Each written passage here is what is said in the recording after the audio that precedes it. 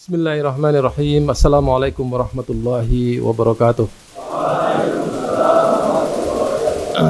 Alhamdulillah nahmaduhu wa nasta'inuhu wa nastaghfiruh wa na'udzu billahi min syururi anfusina wa min sayyiati a'malina. May yahdihillahu fala mudhillalah wa man yudlilhu fala hadiyalah. Asyhadu an la ilaha illallah wa asyhadu anna Muhammadan 'abduhu wa rasuluh. Rabbi shrah li sadri wa yassir li amri wa hlul 'uqdatam min lisani yafqahu qawli, amma ba'du. Para asatid, para siswa kelas akhir, calon pemimpin di masa depan. Ini materi yang mungkin sudah saya sampaikan ke seluruh masyarakat Indonesia melalui beberapa lembaga. Kalau saya hitung sejak tahun 2004, saya berbicara masalah ini sudah hampir 1000 kali di 1000 tempat. Karena apa? Tantangan pemikiran ini dianggap tidak ada bahayanya. Ya, kami mendeteksi bahaya ini sejak tahun 2001 semasa kami belajar di ISTEK, karena di ISTEK itu kita belajar Islam dan belajar peradaban Barat yang menjadi tantangan Islam. Saya pulang ke Indonesia tahun 2005, tapi selama di Malaysia itu saya pulang pergi mengadakan workshop, seminar-seminar mengenai pemikiran, khususnya bahaya liberalisasi. Banyak orang yang mengatakan tidak bahaya. Ya. Di Malaysia lebih-lebih lagi, orang Malaysia mengatakan, Malaysia nggak mungkin kemasukan liberalisasi karena agama ada di tangan raja. Jadi kalau ada raja katakan tidak akan terjadi. Tapi sekarang ini di Malaysia yang namanya murtad, LGBT, feminisme datang juga. Ya. Begitu mereka mulai kebingungan, kami diundang lagi ke Malaysia.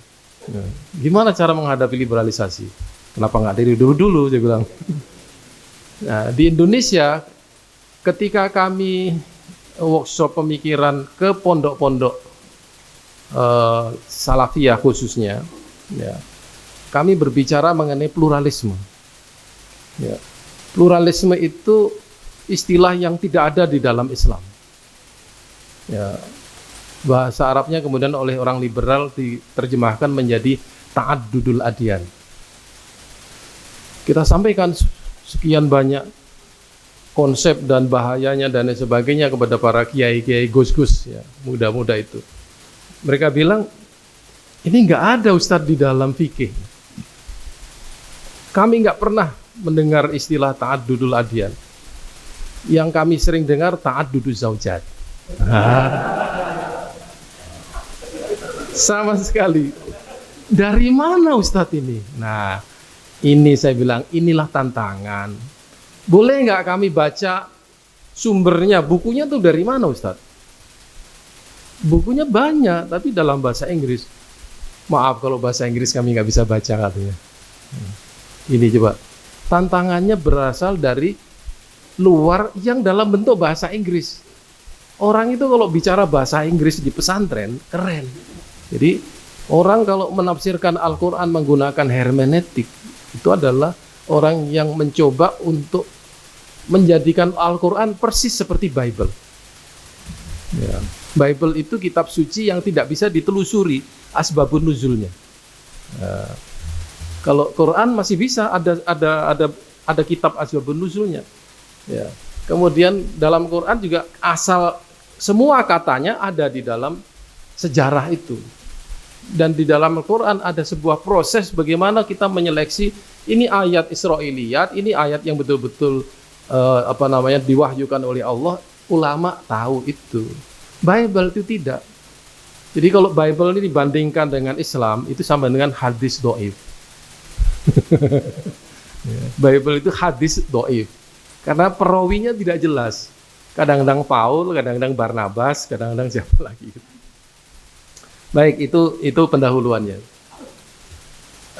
Ini materi ini, ya, setiap tahun saya sampaikan kepada calon alumni, yaitu siswa akhir kelas 6, Dan saya katakan kepada seluruh calon alumni tadi itu, kalau ada alumni Gontor yang menjadi liberal, dia haram menginjakkan kakinya ke Pondok Modern Gontor. Menjadi liberal tidak sederhana. Nanti saya kasih contohnya. Saya pernah datang ke sebuah pondok pesantren alumni, saya tidak sebut namanya. Tiba-tiba santri kelas 6 itu bertanya kepada saya begini, Ustadz, nama Tuhan itu kan beda-beda, tapi sebenarnya kan satu. Nanti dulu, Anda ini dari mana pertanyaan ini? Yakin tidak dari pelajaran di kelas, saya bilang. Dari mana Anda tanya? Ya adalah orang lain, Ustaz. Anda tahu nggak yang Anda tanyakan itu? Nggak ngerti dia. Luar biasa nih pengaruh dari orang luar kepada santri. Bayangkan, orang bilang Tuhan semua agama sama, cuma beda nama. Anda yakin? Betul nggak ini? Coba saya ingin betul apa salah? Nah, ini supaya anak-anak tegas gitu ya. Ini satu kesalahan logika loh, ini bukan teologi. Kesalahan logika yang paling serius. Bagaimana Tuhan yang satu bisa punya anak, yang satu tidak kok sama? Iya nggak? Kalau Anda tahu Tuhannya orang-orang Hindu misalnya, saya juga ketemu dengan Pak Sami Hindu itu, saya tanya, bagaimana Pak? Tuhan di dalam Hindu itu satu atau tiga? Satu Pak. Terus bedanya dengan yang tiga itu apa? Karena yang satu ini terlalu, bahasa dia transenden, terlalu tinggi, tidak bisa menjangkau manusia, dia utus tiga dewa-dewa itu. Ini kata mereka. Oh begitu. Yang tiga ini bukan Tuhan. Enggak, itu dewa-dewi itu. Oh dewa sama Tuhan itu beda ternyata. Baru tahu saya. Apakah itu sama dengan Allah yang Maha Esa, ya, yang tidak beranak dan tidak diperanakkan? Kok bisa Anda katakan Allah sama dengan Tuhan-Tuhan yang lain? Logika tidak bisa terima. Ya. Hatta misalnya kalau Anda belajar filsafat itu, Aristoteles juga punya Tuhan. Tuhannya satu. Oh, berarti sama dengan tauhid dong? Nggak sama. Ya, Tuhannya Aristoteles itu tidak bisa berkomunikasi dengan manusia. Karena Tuhan konsep dia itu. Tuhannya adalah konsep yang karena itu dia tidak bisa bergerak dan tidak bisa menciptakan, dia yang dalam bahasa filsafat itu beremanasi. Ya, ini Tuhannya Aristoteles. Nah, nampaknya Tuhan agama-agama lain itu agak meniru itulah ya. Jadi Tuhan terlalu tinggi. Bahkan dalam agama Yahudi Anda tahu, tidak boleh menyebut nama Tuhan. Jadi saya pernah masuk ke Jewish Museum di Manchester. Kemudian di atas itu ada tulisan, ya, tulisan Tuhannya. Saya tanya, itu tulisan apa? Dia bilang itu nama Tuhan kami, tapi kami nggak boleh nyebut, gitu ya. Oh, terus gimana berzikirnya gitu ya? Nah itu mereka begitu. Tuhan tidak boleh disebut namanya. Nah ini, jadi itu salah satu perbedaan ya. Kemudian ada santri yang tanya begini, Ustadz, di dalam Al-Quran itu pengertian yang bisa difahami itu adalah teori geosentrisme. Ya, geosentrisme itu apa? Matahari mengelilingi bumi. Kan Kopernikus menemukan bumi mengelilingi matahari itu kan. Ini anak ini sok tahu ini. Ya. Dia bilang ini Al-Quran ini salah. Karena penulis Al-Quran itu salah informasi mengenai teori astronomi. Tolong sekali lagi nanti bilang apa? Penulis Al-Quran. Siapa yang menulis ini? Anda masih kelas 6 sudah mengatakan penulis Al-Quran. Anda sesat gitu. Terus saya bilang kepada kiainya, Pak Kiai, di pondok itu kalau nyolong sandal, nyolong baju itu diusir. Sekarang kalau nyolong iman diusir nggak? Ya, kalau orang beriman kemudian imannya error, itu diusir apa enggak? Itu lebih daripada diusir, dia murtad dia. Ya, tidak percaya kepada salah satu rukun Islam, iman apa? Murtad. Tidak sekedar nyolong sandal, nyolong duit, nyolong apa. Ini adalah mencuri keimanan. Hati-hati, ini berpikir ini berbahaya. Makanya saya setiap tahun saya bekali anak kelas 6. Alhamdulillah ya sejak tahun 2005 tidak terdengar lah anak alumni Gontor yang liberal itu. Tapi masalah sebelumnya itu banyak yang liberal, yang saya tidak tanggung jawab itu. Karena saya tidak membekali itu ya. Baik. Ya. Nah, di sini kenapa terjadi liberalisasi? Ini ceritanya panjang nih. Sampai jam berapa sih? Jam 4 ya. Nanti ada pertanyaan di akhir ya. Saya minta Anda yang kelas 6 menjawab. Sekedar untuk ngetes saja apakah Anda liberal atau tidak. Ya. Ya belum tentu loh, Anda berpikirnya. Ya. Abad ke-14 Hijriyah itu adalah abad yang dianggap umat Islam sebagai abad kebangkitan. Ya, kenapa 14? Ya, karena umur peradaban itu adalah 7 abad. Jadi kita itu bangkit pada abad ke-7, ya, kemudian berkembang menjadi peradaban yang begitu raksasa di seluruh dunia dan diwarnai dengan jatuhnya Baghdad, terus jatuhnya Spanyol, ya, akhirnya di situ peradaban Islam kehabisan markas pendidikan, kehabisan kekuatan ekonomi, termasuk kehabisan rakyatnya. Jadi jumlah umat Islam ya qadarullah pada waktu itu terjadi juga pandemi waktu itu. Jadi setelah jatuhnya Baghdad itu terjadi pandemi yang di situ umat Islam banyak yang meninggal dunia. Oke, itu sejarahnya. Nah, sekarang ini kita sudah 7 abad. Peradaban yang lahir abad ke-14 ke atas itu kan barat. Ya, abad ke-14 sekarang ini sudah abad ke-21. Nah, waktunya sekarang ini peradaban barat itu jatuh. Dan Islam menjadi peradaban yang bangkit. Tetapi bangkit itu kan tidak mesti tahun ini, tahun depan, 3 tahun lagi. 1 abad itu adalah 1 abad proses menuju kebangkitan. Jadi mudah-mudahan kalian nanti yang akan menyaksikan. Nah, kemudian dunia Islam dan negara-negara Islam mulai maju. Ya dengan takdir Allah juga. Dulu negara Arab itu adalah negara miskin. Sekarang adalah negara yang kaya minyak dan manusianya juga manusia yang berpendidikan.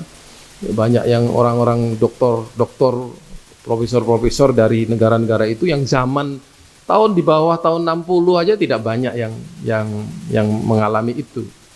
Nah, di Indonesia juga begitu, mulai umat Islam yang pinter-pinter mulai S2, S3 itu mulai tahun 70-an.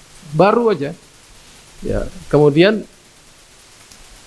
yang lebih ini lagi di negara-negara barat ya, jumlah umat Islam itu meningkat. Di Belanda katanya setiap hari ada sekitar 200 orang konversi ke Islam. Ya, di Belanda, maka orang yang namanya Geertz Wilders ya. Geert Wilders itu membuat film namanya Fitnah. Di situ dikatakan bahwa Belanda pada tahun 2040 sudah menjadi negara Islam. Ya, bahkan perangkonya Belanda itu diprediksi tahun 2030 gambarnya masjid. Ya perangko ya, bayangannya perangko karena masih berpikir tidak multimedia gitu. Nah, kemudian di negara Eropa lainnya, Prancis, Inggris, Belanda, Jerman, jumlah umat Islam meningkat secara signifikan, sementara orang Barat itu setiap tahun penduduknya berkurang 0,5%. Kenapa? Orang Barat itu tidak suka punya anak, ya, ataupun kalau dia menikah, ya, kalau dia ingin hidup tidak perlu menikah, hidup bersama. Jadi anak bagi mereka masalah. Kalau dia menikah punya anak, dia pun cerai. Jadi problem terbesar di Barat itu adalah problem keluarga. Ya. Sementara orang Islam yang di negara-negara barat itu menikmati kesejahteraan. Jadi kalau sudah jadi permanen residen di negara barat itu, dokter gratis, obat-obatan gratis untuk anak-anak sampai umur 12 tahun. Ya, kemudian Anda bisa bekerja dalam tempo seminggu sekian jam, Anda dapat gaji bisa untuk sekolah. Serba mudah. Nah, orang Islam kelihatannya berpikir, hidup enak begini kenapa nggak bikin anak aja gitu ya. Nah, akhirnya iya, orang-orang India, Pakistan, Bangladesh yang muslim-muslim itu produktif sekali. Ya, bikin anak, ya kenapa enggak gitu kan? Bikin anak. Akhirnya tahun 80 ketika Salman Rushdie itu menulis novel yang berjudul Satanic Verses, ayat-ayat setan itu menghina umat Islam itu. Ribuan anak muda turun ke jalan protes Salman Rushdie. Saya dapat cerita dari dosen saya sendiri. Dibilang, gimana ceritanya?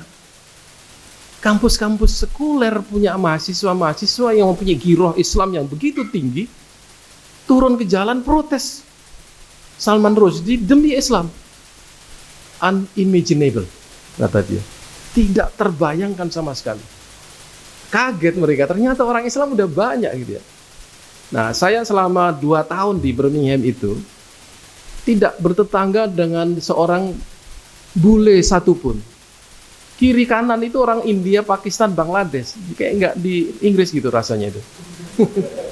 Iya, karena mereka ini sudah terbiasa ngumpul di satu lokasi gitu. Kalau udah temennya India, ya India semua.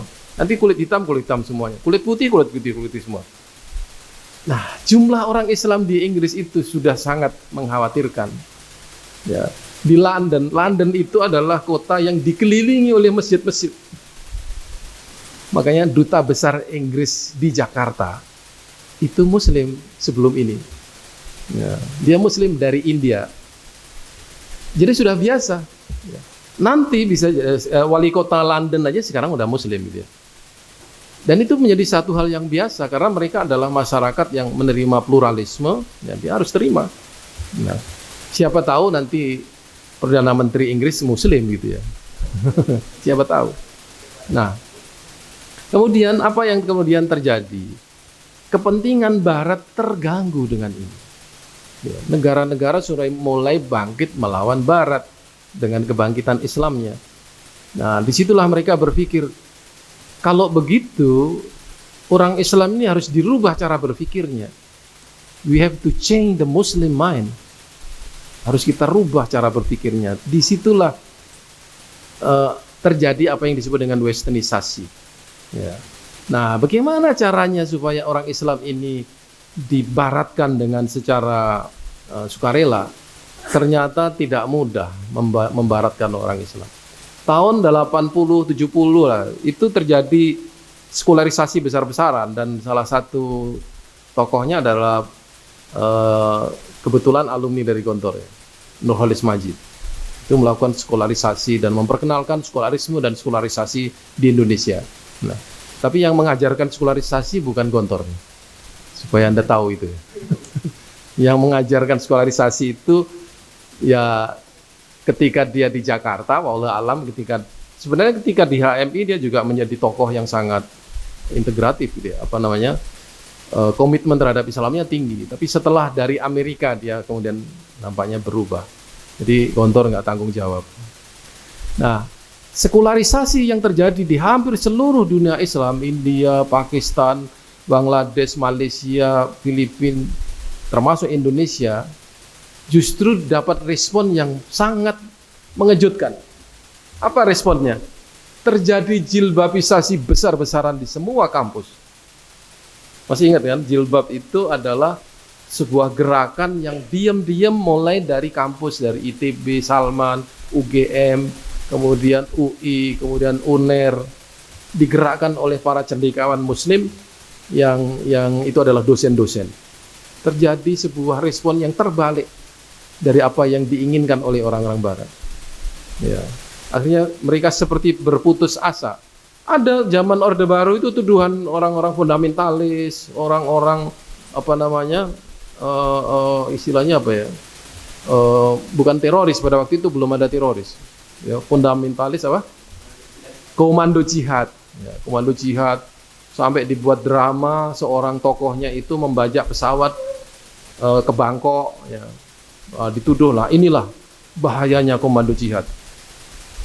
Tapi nggak berhasil, ya, karena memang drama semua ini. Ya.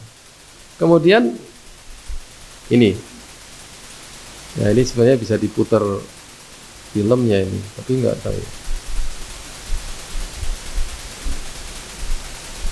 Oke, ya tahu nggak peristiwa, kalian belum lahir kayaknya, belum lahir ya. Itu tahun 2001. Oh iya, ini belum lahir ini anak-anak. Ini peristiwa tahun 2001, 9/11 namanya. Ya, tanggal 11 September itu terjadi sebuah peristiwa bersejarah. 2 pesawat terbang komersial menabrak 2 menara kembar WTC di New York. Ya. Dan ini terjadi ya dengan rekayasa sebenarnya. Nah, apa yang mereka skenariokan? Yang melakukan pembajakan adalah teroris Muslim. Nah, di situ. Setelah sehari terjadi ini, apa kata George Bush? We are facing the new crusade. Kita menghadapi sebuah perang salib baru, katanya. Akhirnya diperingatkan oleh sekretarisnya nampaknya. Oh no. Sehari kemudian dia berubah kata-katanya. Oh no. We are against the terrorists. Bahaya kalau berarti perang salib ini kan perang sama seluruh umat Islam ini. Amerika bisa habis, tidak habis orang Islam. Ya. Nah, setelah itu Amerika mendeklarasikan diri sebagai negara yang mengajak memimpin seluruh dunia melawan terorisme.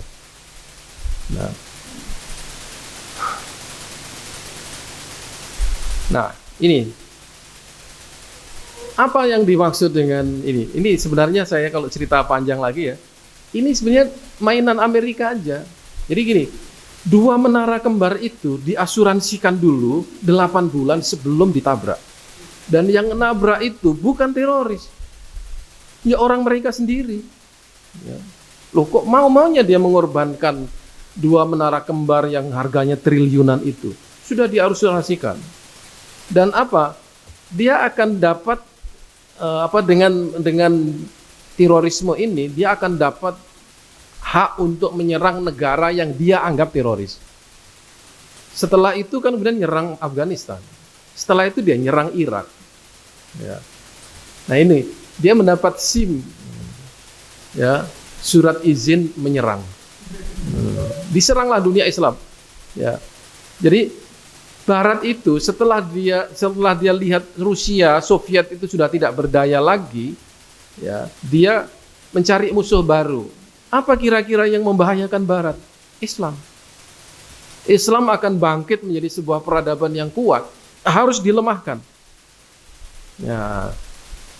Jadi supaya bisa melemahkan orang Islam, dia membuat gara-gara ini.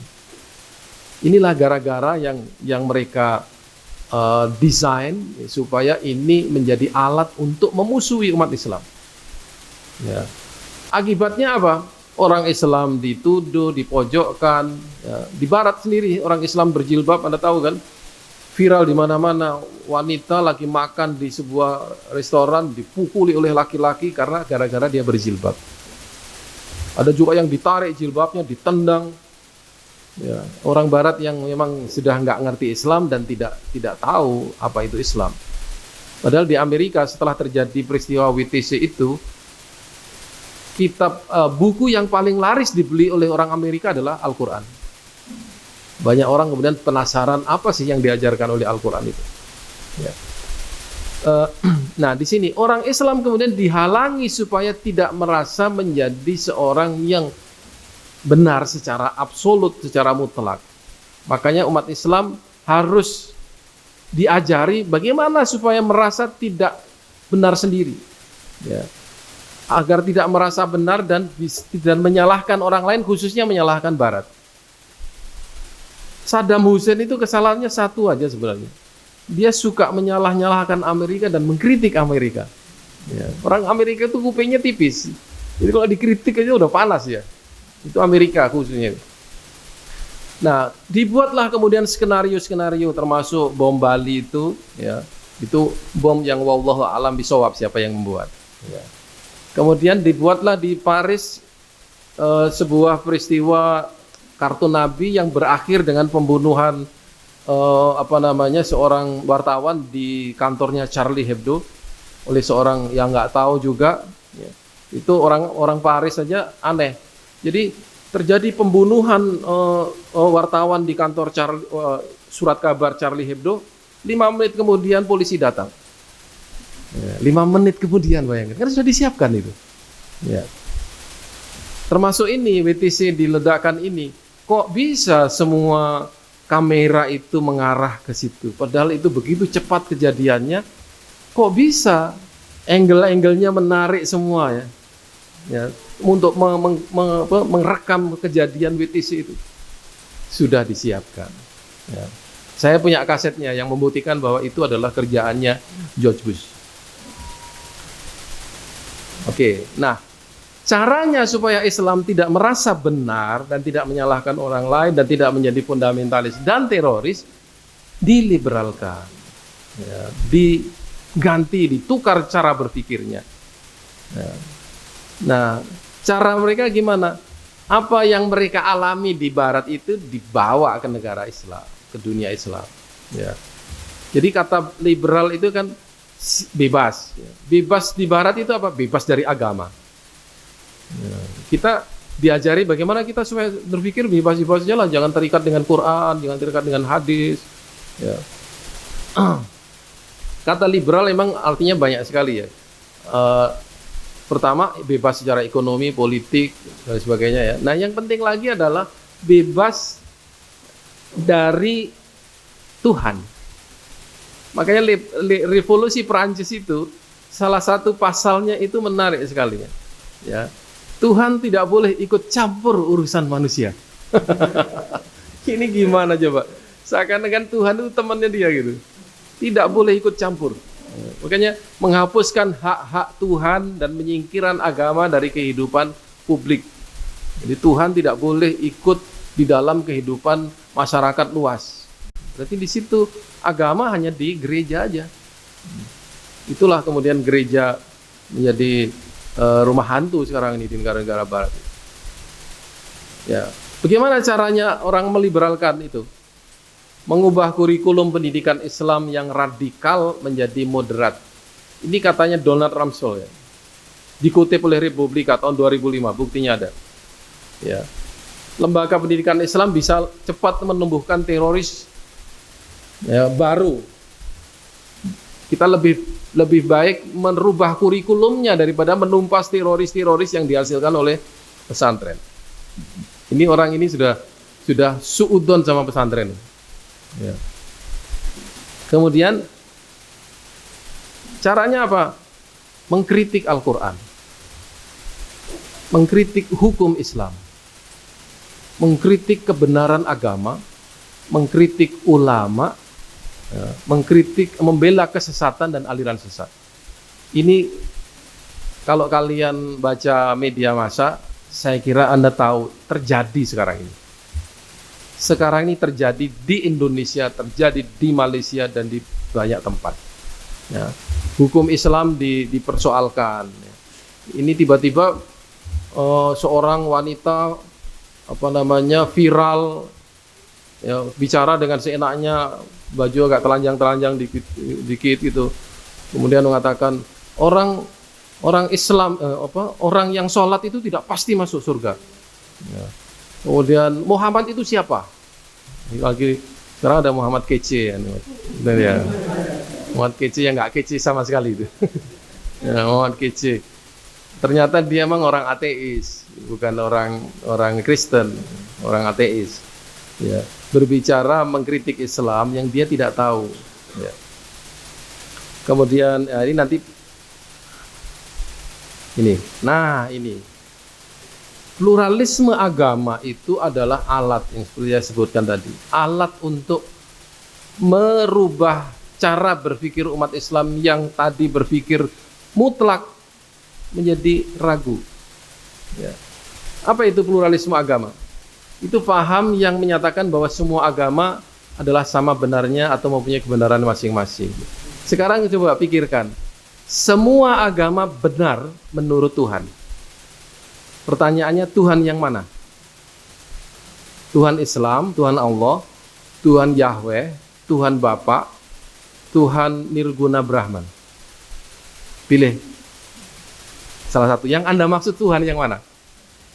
Pokoknya Tuhan yang satu. Enggak, Tuhan enggak satu, kan agamanya banyak. Jadi kalau orang mengatakan semua agama benar menurut Tuhan, itu Tuhannya masing-masing.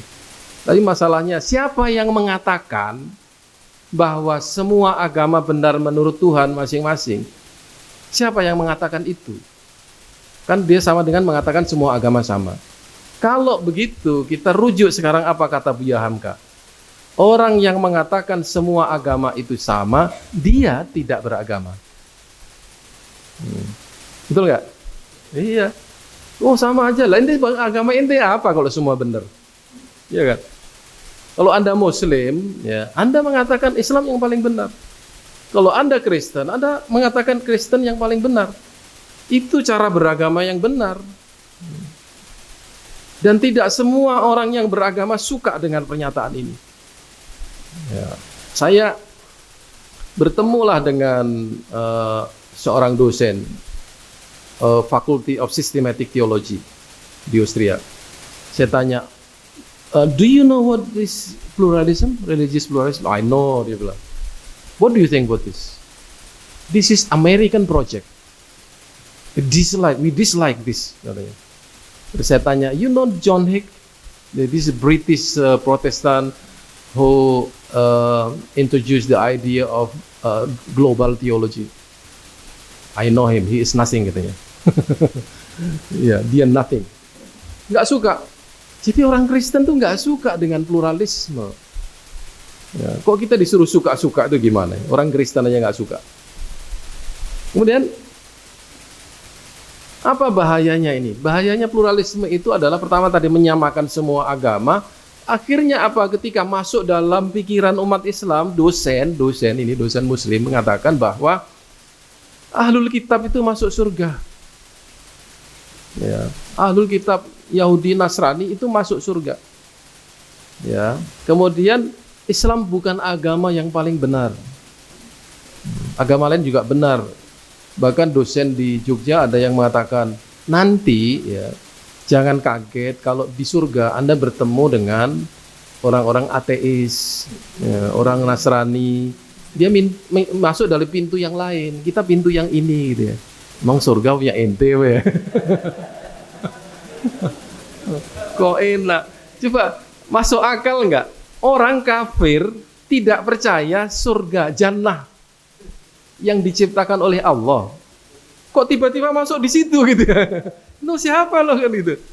Nggak mungkin, dia tidak percaya surga itu dan dia tidak mengamalkan amalan untuk masuk surga itu. Tiba-tiba di dalam, nggak salah kamar itu. Kan mestinya di neraka, kok tahu-tahu di surga. Gitu. Jadi ini logikanya udah kebalik-balik ini orang ini. Ya. Nah, untuk apa diajarkan pluralisme agama? Ya.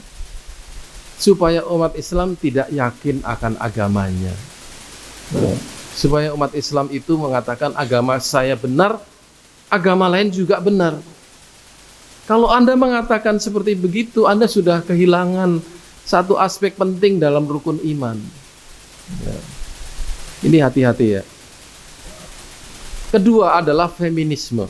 Ini kalau pluralisme diterangkan itu satu hari sendiri ya, jadi dikit-dikit aja ini. Jadi kalau mau bicara pluralisme itu bisa berhari-hari ini. Ya.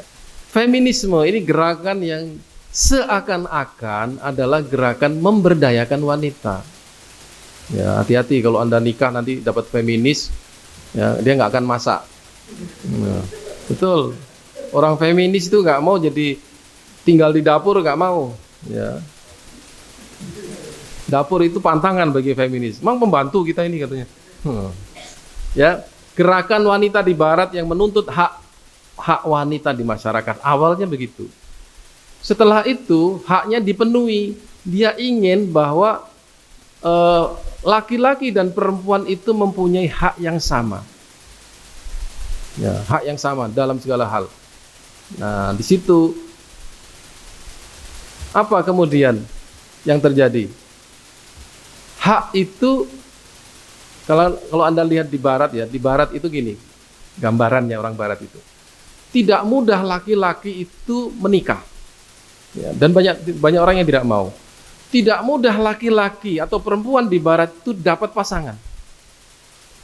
Ya, sulit di orang barat ini kan sudah mempunyai harga diri masing-masing ya. Nggak mudah Anda kemudian bersiul kepada wanita, kemudian wanita ikut Anda gitu.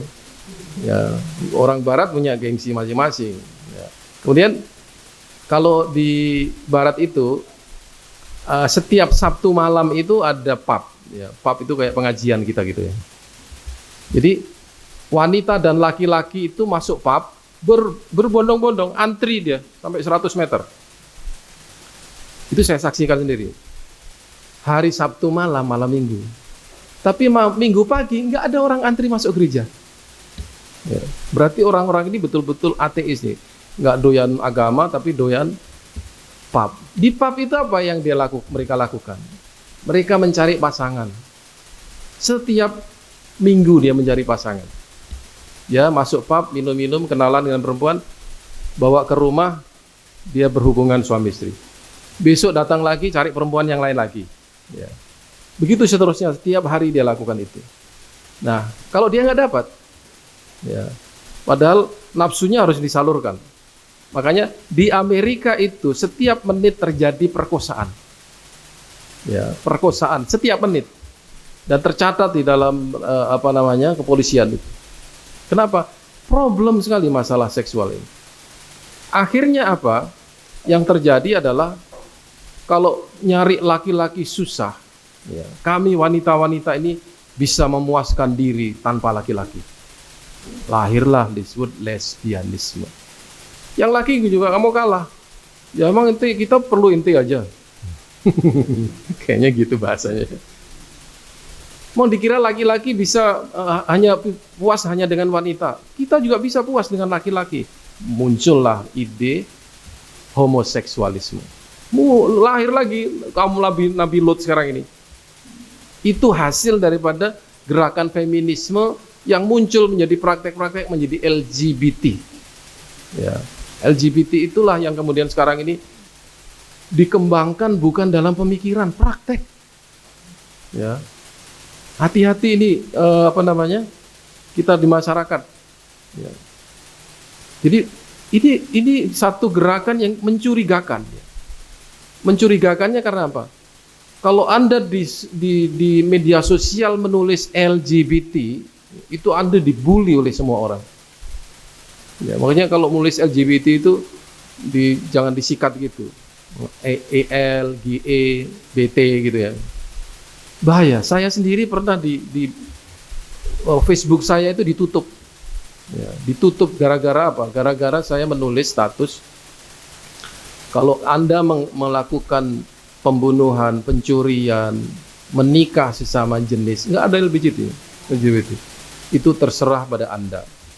Tapi Anda harus tahu, ya, kalau Anda melakukan itu, Allah dalam keyakinan kami, Tuhan akan murka dan akan memberi cobaan ataupun musibah kepada kami juga.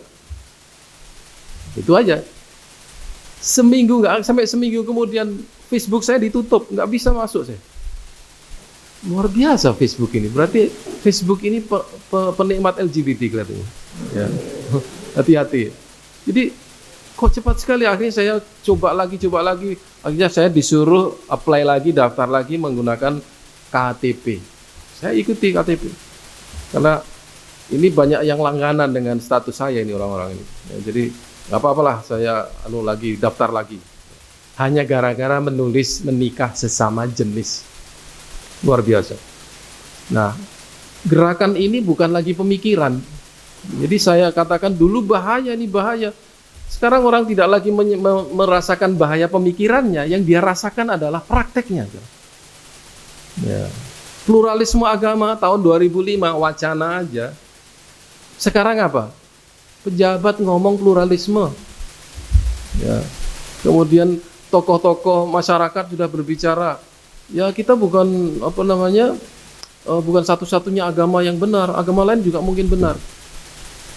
Seorang tokoh liberal di Jakarta, saya nggak sebut namanya, dia bilang begini, kita ini tidak hanya perlu toleransi saja, toleransi tidak cukup, kita perlu juga mengakui kebenaran agama lain. Loh, kalau Anda mengakui kebenaran agama lain, Anda keluar dari Islam. Ya. Oke, nah di situ kesetaraan gender akhirnya membawa kepada kesetaraan seks, kesetaraan dalam mendapatkan kepuasan seks. Nah, bahayanya apa? Kesetaraan gender ini kesetaraan di semua sisi, akhirnya ketika dikaji dalam fikih dia menjadi masalah.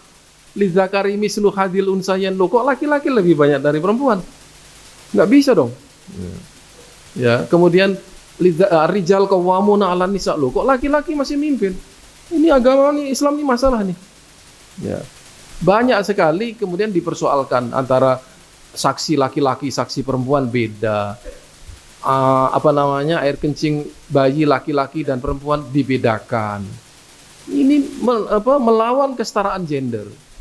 Akhirnya orang-orang Islam sendiri yang feminis itu mengkritik syariah.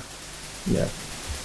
Kemudian fikih yang selama ini dipelajari di dunia Islam itu banyak bicara laki-laki dan jarang bicara perempuan.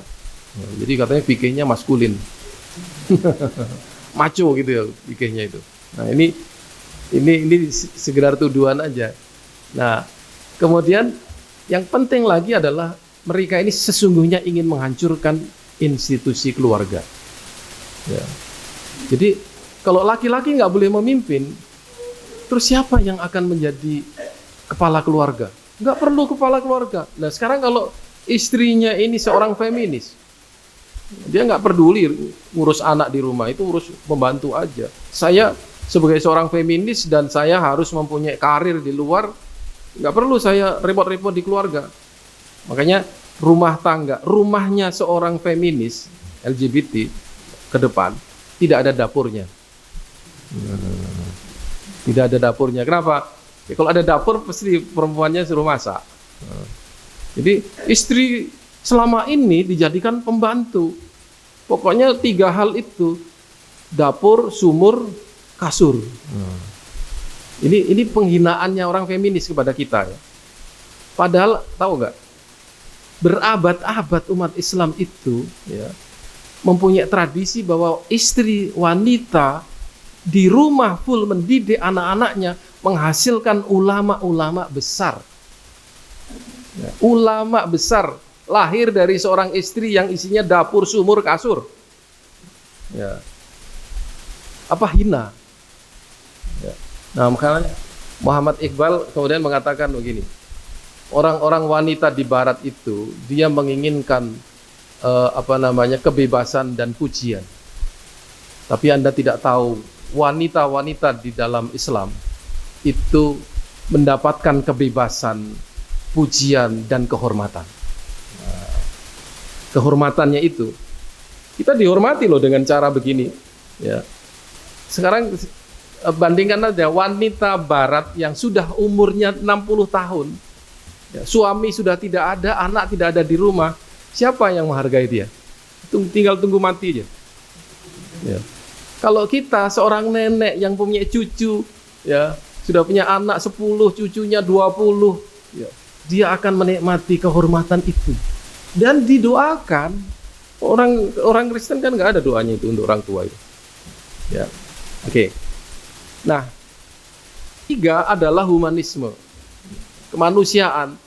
Ini sekarang adalah agamanya orang barat modern. Mereka tidak mau beragama karena mereka lebih suka kemanusiaan. Ya. Jadi paham yang menyatakan manusia adalah ukuran segala sesuatu. Baik buruk sekarang ini bukan merujuk kepada agama. Baik buruk merujuk kepada standar yang ditetapkan oleh manusia. Ya.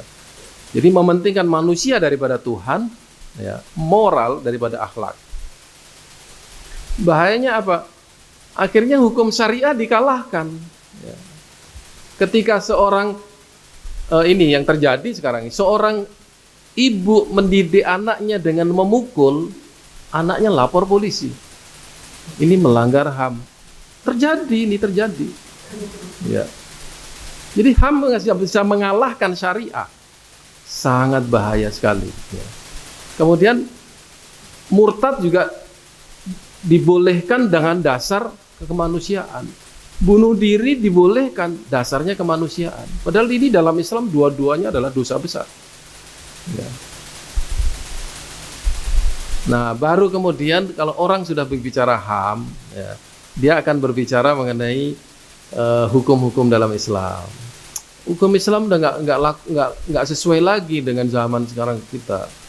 Hukum potong tangan, hukuman pancung, ya, itu nggak sesuai dengan HAM. Padahal Anda tahu, orang itu kalau dihukum pancung, ya, kematiannya lebih cepat daripada dia ditembak ataupun dia digantung. Dia tidak menyiksa, set mati. Ya, itu lebih manusiawi sebenarnya daripada disetrum. Di Barat itu hukuman mati dengan disetrum. Ya, ini coba bayangkan. Jadi ada hikmahnya, dan orang yang membunuh di dalam Islam itu hukumnya dibunuh. Ya, wa fil qisosi hayatun, kehidupan sebenarnya. Nah, sekarang sudah di sini Indonesia ini membunuh 11 orang, bayangkan. Nggak dihukum mati juga. Ya. Ini HAM. Ya, sekarang ada orang pakar-pakar hukum yang tidak setuju dengan hukuman mati karena alasannya adalah menghargai kemanusiaan. Dan dia nggak menghargai kemanusiaan kok bisa dipertahankan hidupnya. Nah, demokratisasi itu adalah cara berpikir demokratis maksudnya. Tapi begitu diterapkan di dalam kehidupan beragama, akhirnya semua orang berhak beragama dengan cara masing-masing. Muncullah situ aliran sesat. Muncullah orang feminis tiba-tiba menjadi imam masjid di sebuah gereja di New York. Ya, seorang wanita. Kemudian nggak pakai jilbab, makmumnya pakai rok, laki-laki perempuan berjejer. Ini apa-apaan ini ya? Ya. Ini maksudnya demokratis. Ya, anunya begini omongannya, yang bisa jadi imam memang laki-laki aja gitu. Perempuan juga bisa jadi imam. Siapa yang melarang itu? Nah, di situ ada hadis memang. Pernah orang yang namanya Abu Bakroh itu menjadi anaknya yang laki-laki itu makmum kepada ibunya, kalau nggak salah itu, saya tidak ingat itu ceritanya. Itu boleh zaman Nabi. Cuma kasus itu kan itu saja dan ada kondisi-kondisi tertentu yang tidak bisa disamakan dengan sekarang. Ya. Jadi setiap orang sekarang ini bisa berbicara mengenai agama. Itu yang dulu terjadi di Eropa. Semua orang bicara mengenai Kristen, tapi dia bukan orang yang mengerti Bible. Akhirnya di situ semua orang bicara agama. Akhirnya apa? Sebenarnya agama itu cuma ilusi aja. Oh ternyata Tuhan itu tidak ada. Nah, di situ salahnya. Nggak ngerti agama. Idza usidal amru ila ghairi aliyah fantadiri sa'ah. Ya. Baik, saya rasa cukup ya. Ya, terima kasih.